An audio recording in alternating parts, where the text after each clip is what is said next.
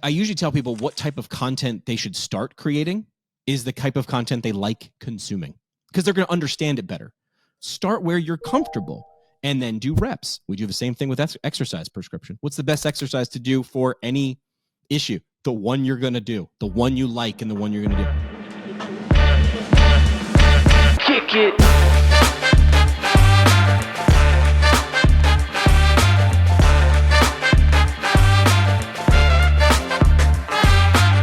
Welcome to Strata Stories. My name is Thomas Schreiber, and I'm the Director of Marketing here at Strata. Strata is a single EMR platform and revenue cycle management service for physical, occupational, and speech therapy practices that helps you achieve a 99.99% reimbursement rate. On today's episode, Paul Singh, the CEO of Strata, talks with Jimmy McKay, a physical therapist and the founder of PT Pintcast. PT Pintcast is an awesome media company help PTs grow their therapy knowledge. Paul and Jimmy talk through how to create short-form content, low-cost options for creating that content, why consistency is the answer to 99% of your marketing problems, understanding attention, and lastly, the power of user-generated content. If you'd like to learn more about Strata and see how our EMR and RCM works, head over to stratapt.com to book a demo. Now, without further delay, here's today's episode. So let me give you a prompt. It's 2024. To your point, what you said earlier, you got to like stay ahead of the times. It's getting noisy out there and stuff like that. What are practice owner comes to you and says, "Hey, Jimmy, what are my low cost options for creating content?" What are you telling them? Yeah. Well, all right. First, I'll set the stage, right? So here comes my inner monologue, which is when plasma screen TVs first came out, they were $1 gajillion, and you had to sell on the features, not the benefits. People were just like, look, this thing's $3,000 because it is. The market was small, but the price was high. And that was sort of the same as like you needed to have a camera and a microphone, and you had to spend this time. There's a lot of investments. You had to have equipment and software and time.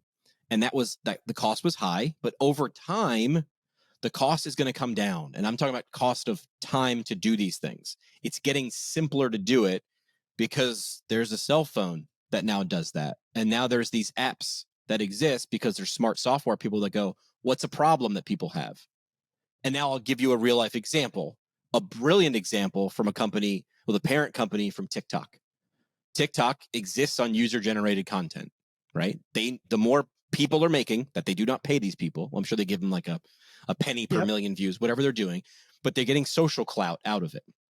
So there's a reward for making content on TikTok. So what do?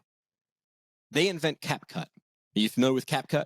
No. Editing software that makes you make banger videos that would have taken a video editor hours to do. Is not the average person is leveraging this. I mean, CapCut is a game changer. And it makes it really easy to upload to a lot of programs, super easy to upload to TikTok. So TikTok was smart. They're like, how do we get more people making? They're like, incentivize people. And they were like, well, we could give them money, or we could make the cost to look good lower. So they made the cost to look good lower. They invented CapCut, and they're like, here, everybody, here you go. It's free. Use it. Right? So they lowered the barrier. So yeah, when I first started podcasting, I had a $100 microphone and a $100 a month subscription to Adobe, and that was the cost to get into it. But there was also a ton of time to podcast, right? Editing all this. But the more I did it, the more everybody did it, the cost, the barrier is coming down. Well, now we know there's an inverse relationship though, because the cost is lower. Well, now everybody's doing it. Yeah. I was the only person I knew with a podcast in 2015. Yep. And now, I don't know, man, we're going to reach a tipping point where more people have podcasts than don't have podcasts. So here's what I would say to a business owner, and I don't care if this person's in healthcare, in physical therapy, in anything, to a business owner.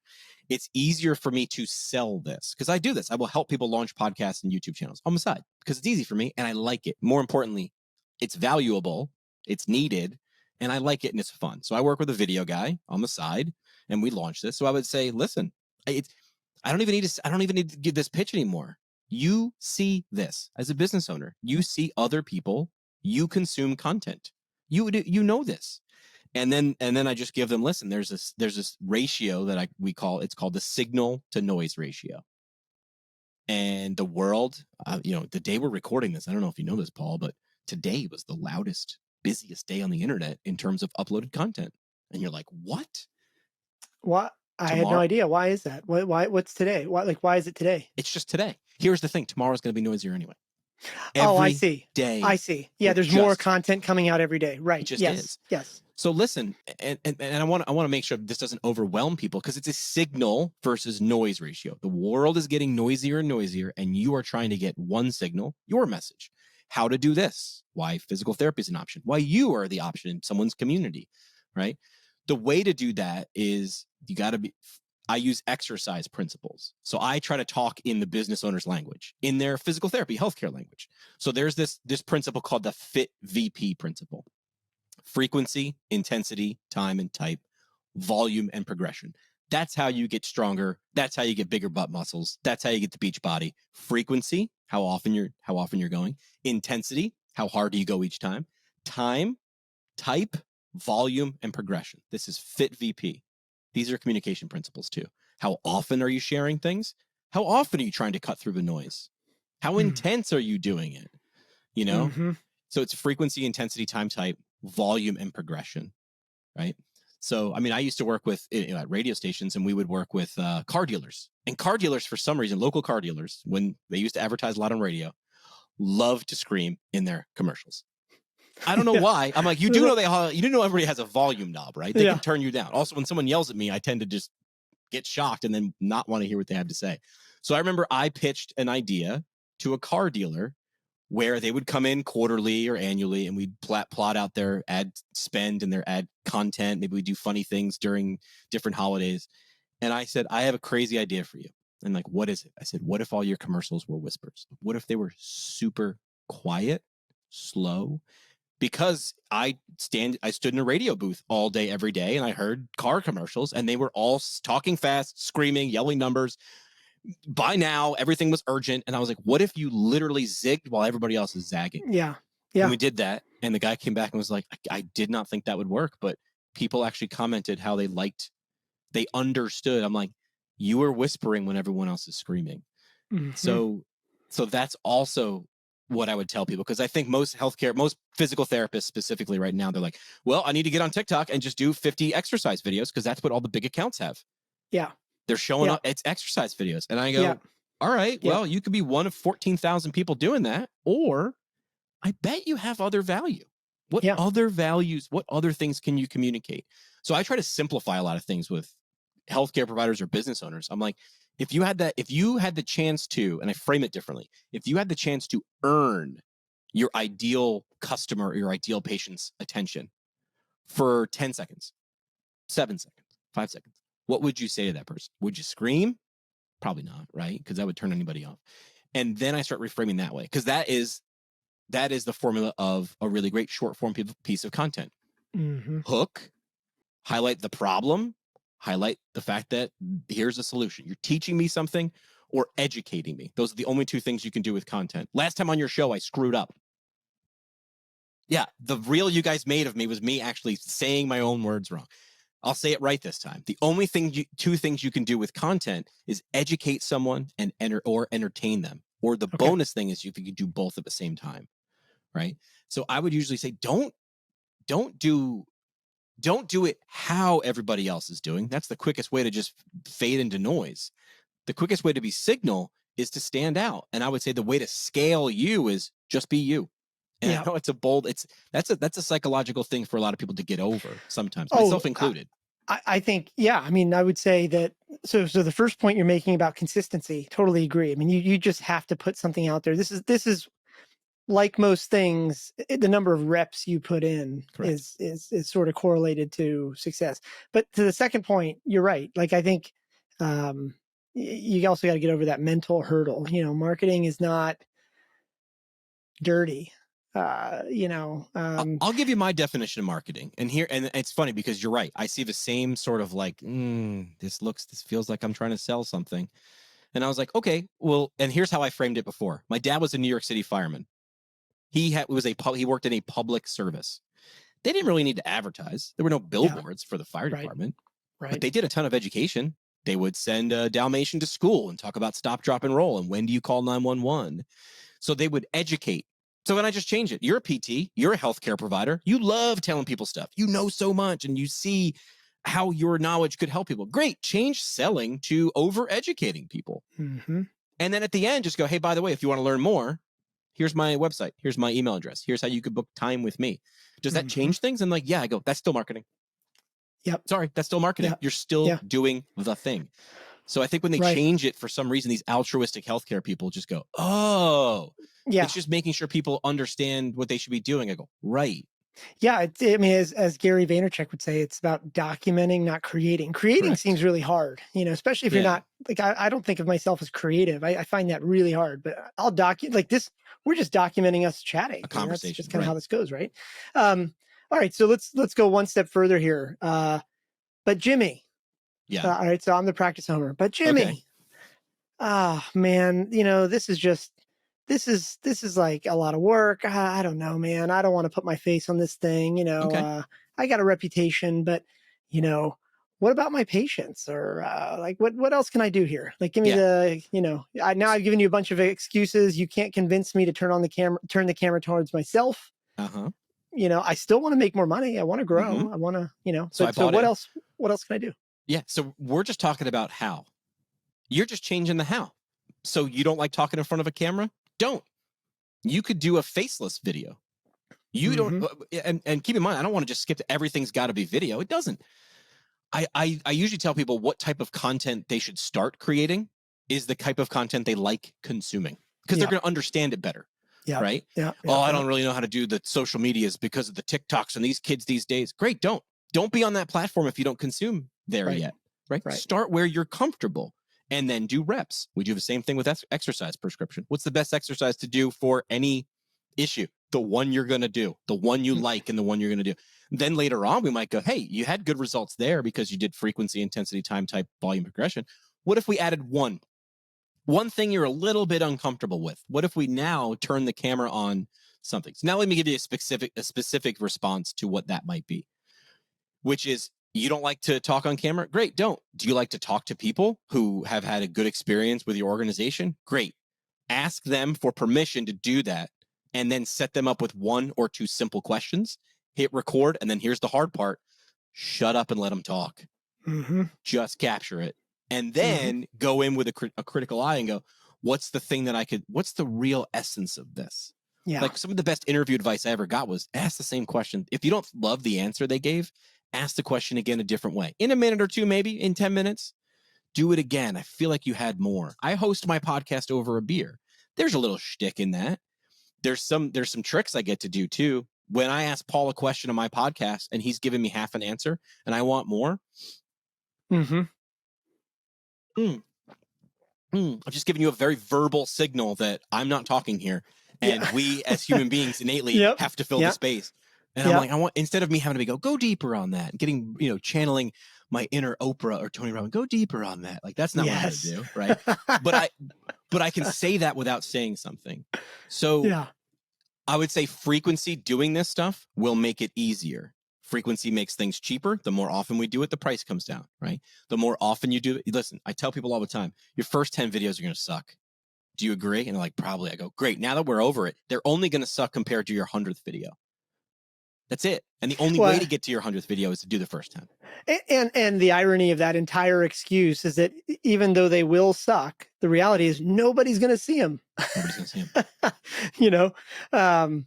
I think the other thing is, by the way, is that I think people have this conceptual idea of like keeping up with the Joneses, social media success. They're like implicitly comparing themselves, I don't know, to the Kardashians. Well, how am I going to get 57 million, whatever it is? Correct. And the truth is that doesn't really matter. It's, where do you get to the first 1,000 true fans, whether they're, right around the corner from the clinic or not? I mean, I'll share some numbers on our end, not to gloat, but just to maybe make the point. We started our content efforts last June, really didn't start publishing till last July. And our fundamental goal was to just look at the top of the funnel. Okay, so we are going to publish one podcast episode a week. And I always described it as that podcast episode is the necessary evil, because the podcast itself is a means to the end. What you can actually rip the podcast up into clips, and you can pay people for that like we did too. Yeah. And so forcing ourselves to publish one time a week required us to hit record for an hour a week before that. And then we'd split that up into some content, like little clips, little punchy bits, and we'd use a service to do that. So you don't have to, have a rocket scientist here. And then we just use Buffer. Like it's just this app called Buffer, and we just load it up in Buffer and just have it drip. Now, the point of this is that what amongst all the things that people don't understand about marketing, I'd say the cornerstone of the whole thing is that content and marketing efforts compound. They don't just linearly we're still releasing one podcast a week. That's all we're doing.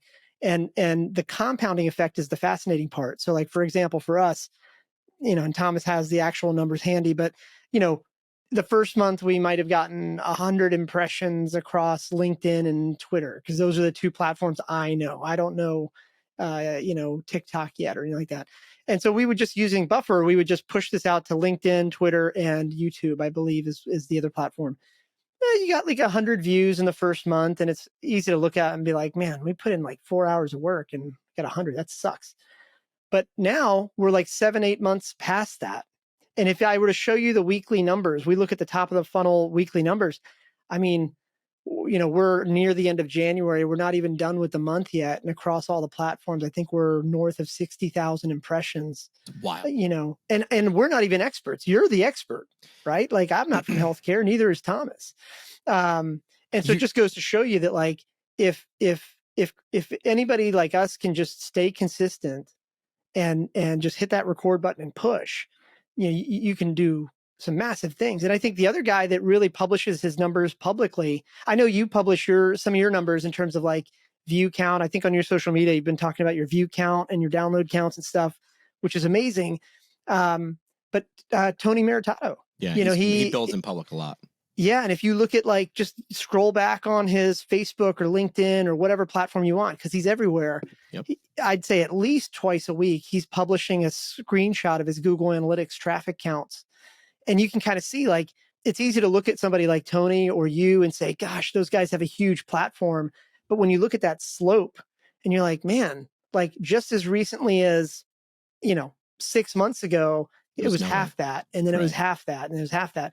So I don't know. I just, the thing, I go through these phases. It's just me personally. And this is probably not the healthiest thing for me to share publicly, but I go through these phases where I'm like really optimistic, like 90% of the time, like Jimmy, we could like 10X everything. Right.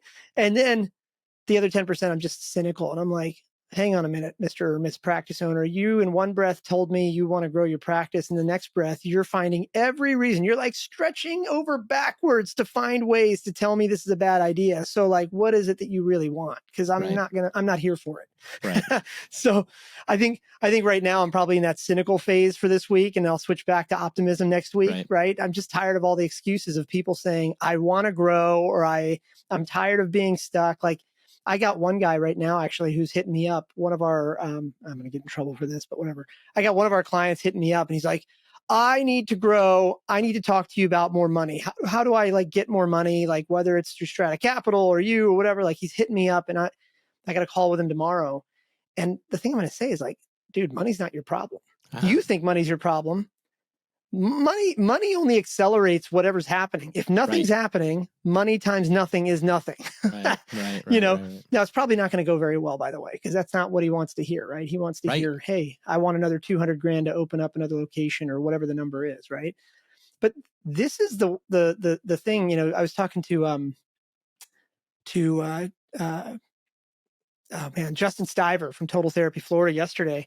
And he said something like offhand, he was paying me a compliment and we didn't hit record. It's a shame on me because that could have been a content opportunity. But he's like, hey man, you're only like in this industry for like a year, and it's impressive like how much you've heard or about it. And I was like, look, man, I'm going to piss off some people, but it's not rocket science. Like 80% of every business is the same, accounting, finance, cash flow, people management, recruiting, content, marketing. It's all the same, Anyway, all right, I'm rambling, but you don't have the curse of knowledge.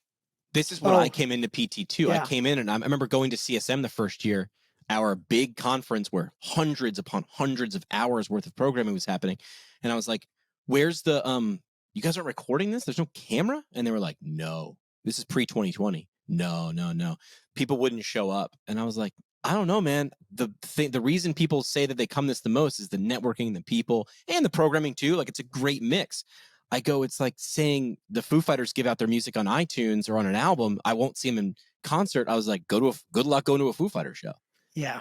You're not you as a physical therapist aren't selling your hands or your interventions or anything. You're selling an experience. Like, that's sort of one thing that's not a communications thing, but I have to start with, I said, we have to have an agreement that we're communicating an experience, not a product. Well, no, it's the product of physical therapy. And I was like, great, where is it? Can I touch it? What's the packaging like? Oh, that's right. It's an experience. You're Yoda, man. You're helping me go from here to here. That's what I'm buying or buying into. If you sell an intervention, that's why I pay you $20, because you're going to you're going to slap the pads on me and, charge the batteries up and clear, and you're going to give me TENS unit. I'll pay $20 for that. Right. But people pay for an experience. Right. But you talked about scaling, compounding interest. You're building a library of you. It's the closest way that it exists to scale, to clone you. And when people say, I don't know how to get there, I don't know how to do it, you just highlighted everything you said. We forced ourselves to record once a week. We're going to turn it into something. We call that pillar content, right? An article, a video, a podcast. This is pillar content. And then you make a bunch of micro content out of it, right? This is not my invention. This is like a Gary Vee pyramid that I'll let you download for free. And then you distribute it, and then you pay attention to what pops, and you have a cycle there. But you always, it's this upside down pyramid. Well, I don't have a camera. I don't have the time, Jimmy. I love these objections. And I say, you ever have a clogged toilet? They go, yeah. Got the time to fix that? Well, no, I hire someone. Great. Do you think this is a problem too? Yes. Hire someone. Because you lack the 3 T's and you lack the 3 P's. And the 3 T's are tools, training, and time. I don't have the tool. I don't have the microphone, Jimmy. I don't have the training. I don't know how to use it. I don't have the time. Great. Hire someone. Because I don't have a plunger. I don't know how the heck to snake a toilet, and I ain't got the time. I got to do other stuff. Great, you hire someone. And then the 3 P's are people, product, process. I know you have the product, or else we wouldn't be talking, because you must be selling an experience to someone, or else you wouldn't be able to have a business and be talking to me. I know you have great people, right? Because that's what, otherwise we wouldn't be talking. I think you lack process. And I can show you the process that Paul just described, that we can put you, and the changing part is you. We could use the same process. I could ask the same questions to 100 different people, which I do as a piece of short form content. I ask the same 12 questions to PTs. I call it 60-second PT. This is my user generated content, because PTs are people, and people love to hear themselves and see themselves. People are the star of their own life. So I ask the same 12 questions, and I do it rapid style fashion, and then I cut it up with sound effects and the swooshy swoosh and the lights and the whatever and the funny graphics, and then I give it out. And then I go further. I use Instagram. There's a great Instagram feature they just released. Because you can tag people and things. That's old news. Yep. That if I tag Paul in a video and I release a video on Instagram, people can click and go to Paul. New feature now. I'm not really sure when it popped up, because a lot of these apps, like, there's just a new feature. They don't even mention it. They just slip it in there. It's called collaborations. Now, when I release a video and Paul's in it, and I hit click collaborator, now it looks like it's Paul's video, and it looks like it's my video. It looks like it's Paul's video to his audience, my video to my audience, and we both benefit. That is a true collaboration. That's why it's better than a tag. It's like, because you can amplify these efforts. So there's a process to it, but it ain't rocket surgery. I think, it's just, okay. So by the way, I'm going to go a little off here, and Tom's is going to murder me. You ever seen Bar Rescue, that show with John Taffer? Brilliant. Okay. Yes. First of all, that guy just seems like a dirtbag, but whatever. He amps it up. He amps it up. He's right? Good TV. All right. So this will be a test to see if anybody actually listens or watches the show, right? Okay. So I am a sucker for great corporate April Fool's jokes. Like, I have spent a lot of money on stupid things that, to prepare for April Fool's. I haven't talked to Thomas or you or Jerry about this, but I have this crazy idea that for April Fool's this day, we should announce like PT Rescue or something. And it's like this, it's got to look legit. It's the whole thing. People apply, and, whoever we pick, you, me, and Jerry get in there for 2 days, and we turn the practice around. Because, like, I think that for a lot of practices. Why is this a joke? Let's do this. Oh no, it's going to start out as a joke. Oh, okay, and then we're going to just see what happens. I think, but I think that, like, here's the thing. Like, I think that for practice owners that are serious about making money, we all agree that they're really also good at making excuses on why they can't do X or Y. Great. But man, Agreed. what if somebody like you, me, and Jerry went in there? Jerry rips apart that front desk process. You're looking at that local marketing. I'm just tagging along because everybody needs an Indian tech support guy, I guess. And, and we're just riffing on this thing. And you see what you can do within 2 days. And look, I have no idea. First of all, if it totally fails, it was an April Fool's joke and it was Jimmy's idea. He's never going to listen to that guy again. But if it goes really well, hey, maybe we can start to prove to people that, no matter what industry you look at, the best products don't win, right? Like nobody has ever in the history of the world woken up and said, gosh, I really love Microsoft Excel. But nobody ever got fired for buying Microsoft Excel. That's correct. Same thing here. It's like, the dirty truth, like the service of PT is a commodity. Yes. I'm going to lose some friends on that one. Right. But like whether you went to some university in Illinois versus some university in Florida, to you, that might make a difference. But to me, like that marathoner that went in there and has like a problem with my hip, I don't care. Just fix the problem, and so anyway, the point is though, is that I think that, bringing in sort of this marketing angle and then this sort of like practical, no nonsense front desk approach with Jerry, I don't know. I just think it could be kind of fun. I think that like these aren't expensive things. I mean, put aside our time for a minute. Look at Bar Rescue, right? It's the same format for every show because it's like Watch the Prophet, right? Which is a similar show, but he yells a little bit less, right? Marcus Lemonis he's more of like the heartfelt guy. That's why his logo is a heart. But that's where I got people, product, process. And when he broke it down, I was like, well, it can't be that simple. And then I was like, oh, but everything falls into one of those P's. Mm-hmm. And then when you're lacking in underneath those P's, there's the 3 T's. Mm-hmm. But most people, like if you listen to John Taffer, you watch that show, it's usually the easy fix is the people, product, process.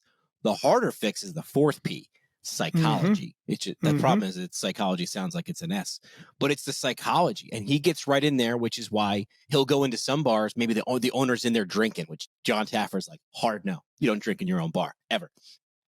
And the guy's in there boozing, or maybe he's talking to females a certain way. Like that isn't a people, product, or process issue. That's a psychology issue. Right. That guy is ruining this business and I can't turn it around if he's here. So, but ultimately, why do people watch that show, right? It's not about bars. It is, but it's not. Like bar is just the type of business they decided to go into because it's kind of fun, right? It's entertainment. But people watch that show to watch a transformation, to watch, the roaches they find in the bottles or the whatever, the fruit flies. And they're like, oh my God. And they watch as these people decide that this is possible. Because by themselves, this is why we hire, trainers. This is why we hire interior designers. This is why we hire psychologists. John comes in there, pushes you. He wants to know exactly where the barriers are, which is why he does a stress test and looks for the leaks. And then once he finds them, he goes, here's every problem. Are we doing this or not? Marcus Lemonis talks with his money. If you watch The Prophet, he's like, I'll come in, I'll give you this much money, but I have 51% and make no mistake about it, I'm in complete control. Because he's like, I am in this with you. Taffer's like, I'm in there, I do the analysis, I fix it up, I slap some stuff on the wall, I teach people how to make food and drinks, I'm out. But then I remember the early days of Bar Rescue being like, where are the follow-ups? But you knew it had to take a while because when they started recording, that was another magical moment. At the end of the episode, of episode 43, they'd go back to episode 20 and be like, here's what happened. And it's one of two things.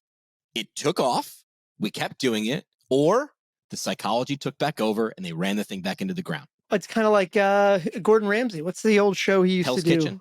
No, it's the no, it's like when he goes into restaurants and like fixes them up. Same deal. He's like, hey, what? Yeah, same idea. But then he went back and did the follow up a year later, and half the time, his biggest loser.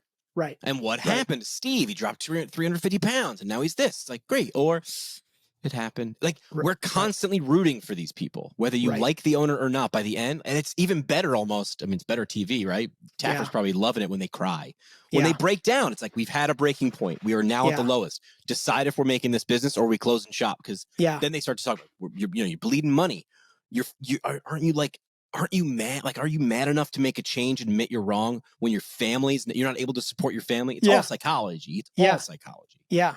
You know, the other thing, if we're just riffing on like low cost ideas that I think, you know, practice owners could mess with, you know, there's this, I forget who said this, but there's this saying that like, if, you know, like when people ask what brand really means, you get like 77 different answers. Right. And somebody I once talked to or read about, I don't remember where, somebody said, here's what brand is. And he said, if Nike were to open up a hotel, I bet you can picture what you would end up in. Yeah. However, if Marriott or Hyatt started a shoe line, I don't think you could picture what that would look like. Yeah. And so, you know, it's interesting. Like I like most human beings am a creature of habit. I mean, I could talk all day about how I'm innovative. I can make all these things up in my mind's eye about what I am. But the truth is, for example, I have bought the same Nike Air Pegasus every, 6 months, you know, as I run since high school. And I'm like 42 now. So I'm on like Air Pegasus 39 or something, whatever they are now. Right. The point is, though, is that when I walk into the Foot Locker or go to Amazon, I know there's infinite choice. I just pick the same one. That's what brand is. And so when we think about other low cost ways to do this, it's like, if you're actually, I should probably pitch Tony Maritato on this. So like his practice in Ohio is really focused on, recovery from post-op knee replacement or from knee replacements, things like that.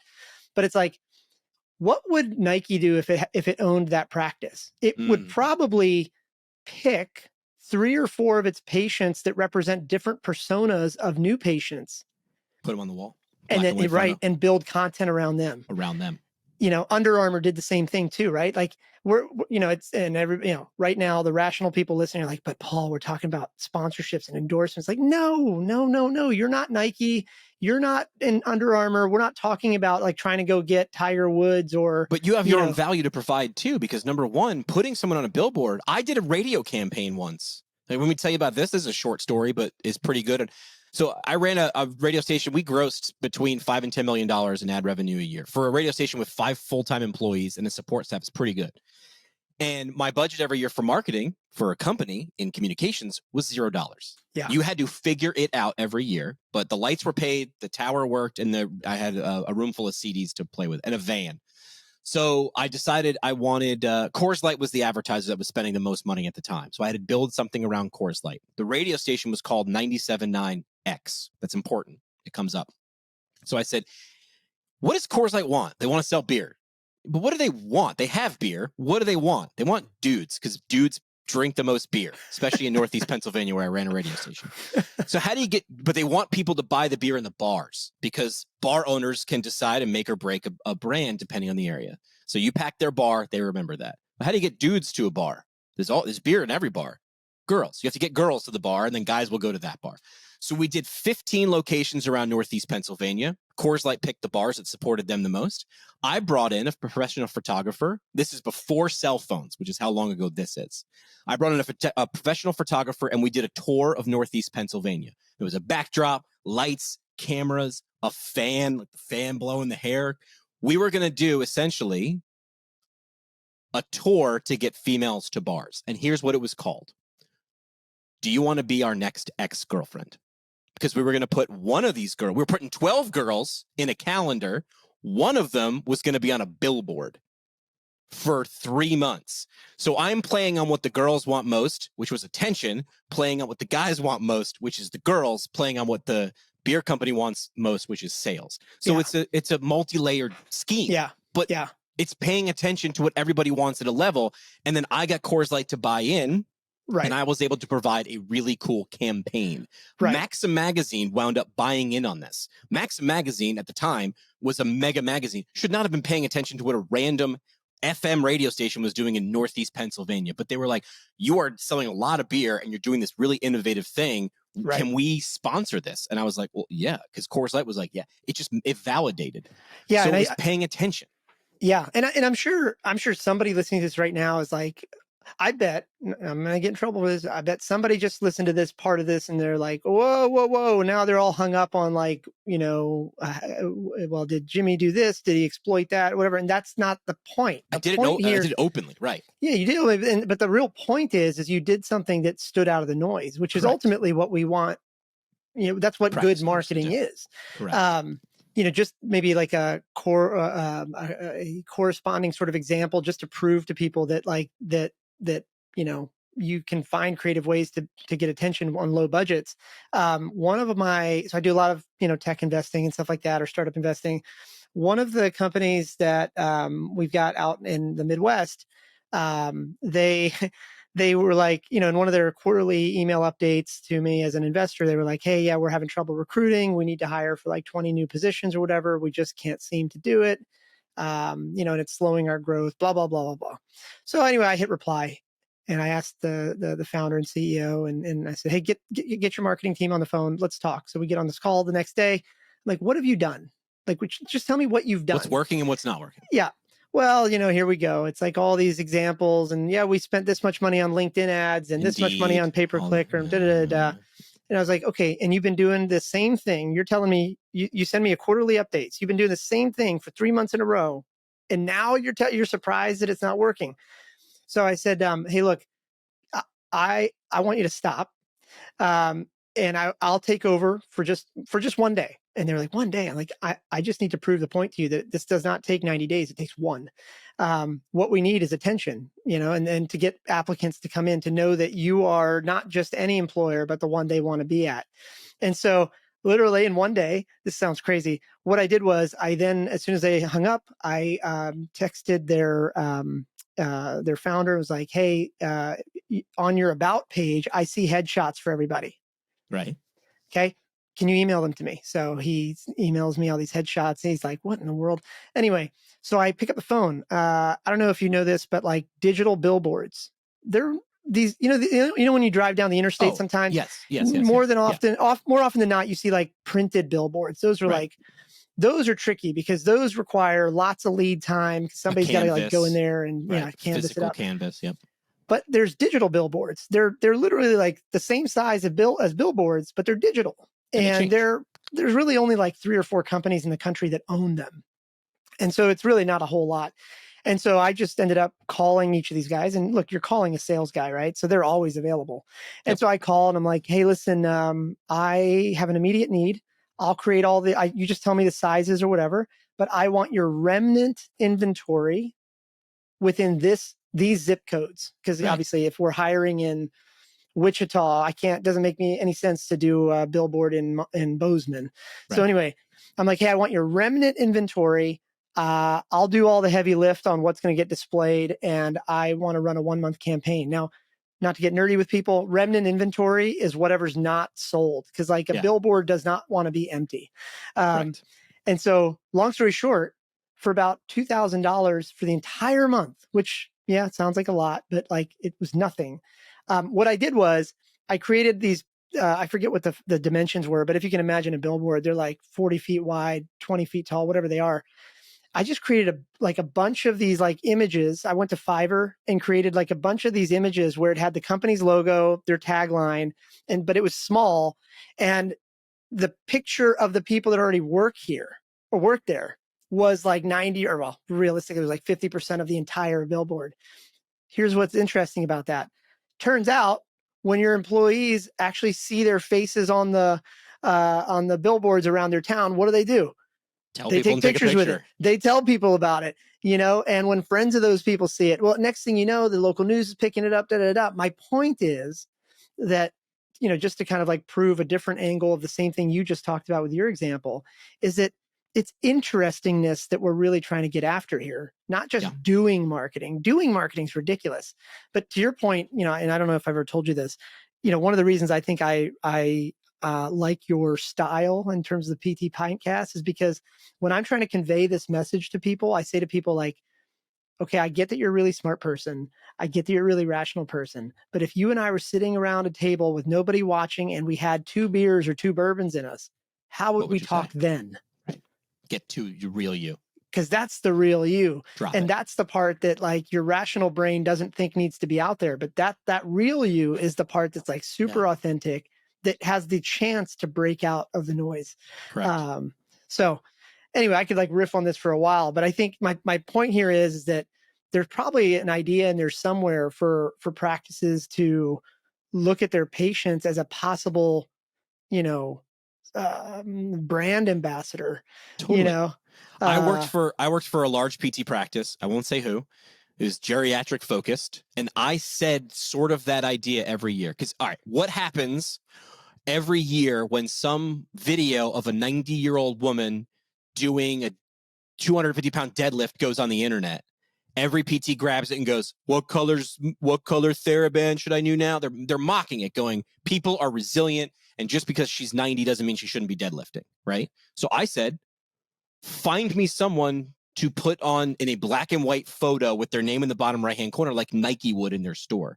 And they're like, but then we get into the legal and I go, give them $1,000.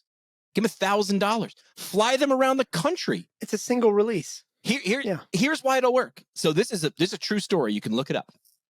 My cousin, before I was born, she was a couple years older than me. My cousin was the national spokesgirl for the March of Dimes. And the March of Dimes is one of the only charities out there to ever actually lead to a cure to the disease it is fighting. They cured these things. So she was born with spina bifida.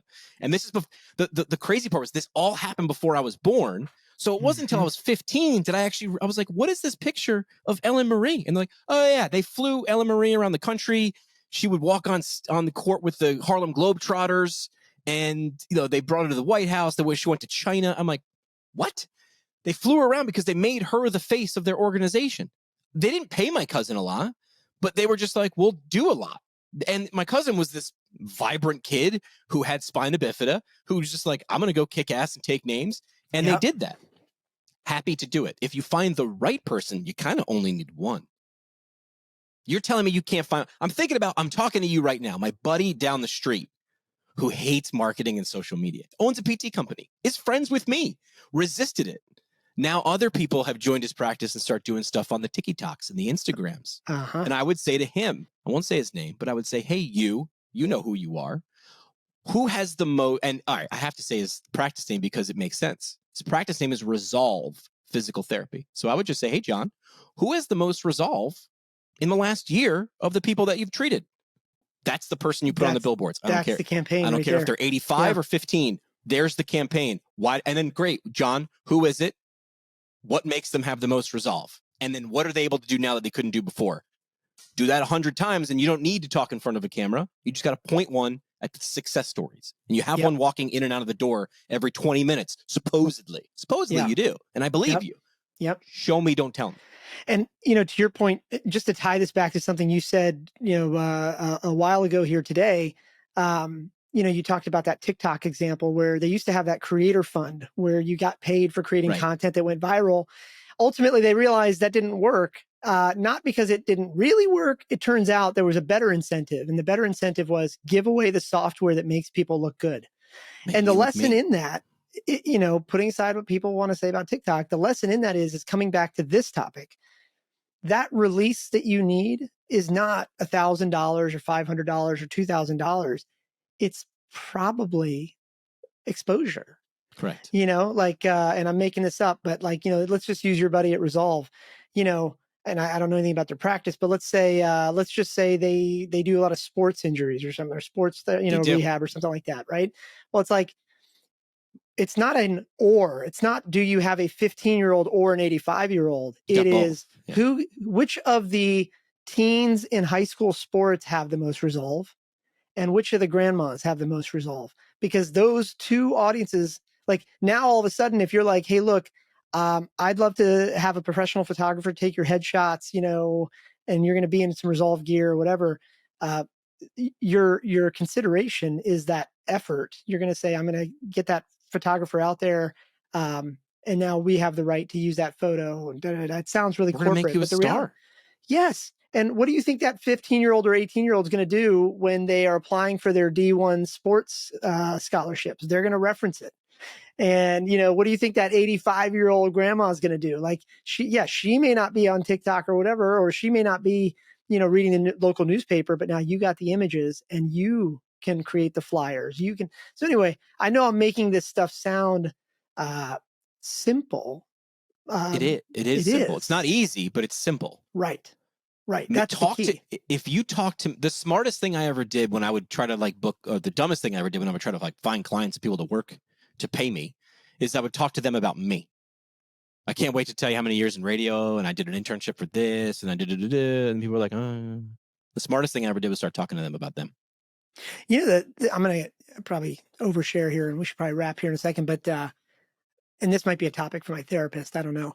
But what really rubs me the wrong way is when I meet really interesting practice owners who, I'll be like, hey, so we'll set this up and we'll talk about it deeper in the next time we record. But one of the things I like to talk about when I get to know practice owners is I'll say, after we get through the rapport building and all that, it's like, hey, what's the most important thing for your practice over the next 6 months? And, the first time you ask that, they're like, I want to do better patient care or whatever. And then I'll be like, well, hang on a minute. Why'd you start this thing? You probably could have made more money, working at the local healthcare, system or the hospital or whatever. And then that's when they start to really open up like, well, I started this thing to get more flexibility, or I started this thing because I thought I'd make more money or whatever. And so the part that really always rubs me the wrong way is when they spend so much time focusing inward on it's like intellectual navel gazing. Like they're really bending over backwards, finding every reason to not market, to not grow. And then, I'll try to not be rude, but just be really direct with them. Like, can we just agree that when you're not focused on growth, you've just created your own job? You basically have a third of the flexibility you would have had at a full-time job. You have 10x the responsibility. That math doesn't work. And then, 90% of them never call me again.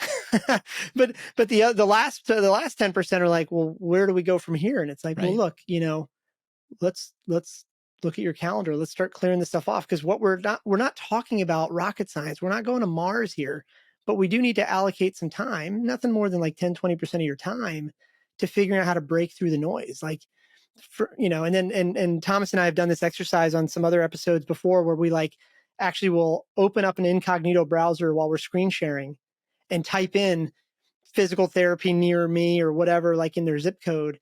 And it's like, look at how many choices a patient has. Right. Why you? Why should I pick you? How are you differentiating yourself? Talk to me about me and I'll listen. It's the sexiest sound I'll ever hear. If you talk to me about me, I'll listen to you all day. Tell me more about me. Oh, yes, I am. That is possible. You're there as a guide. You're there as a nudge, as a physical therapist. You're there as the person along the way. I want to know you believe in me, and then I'll show up. Right.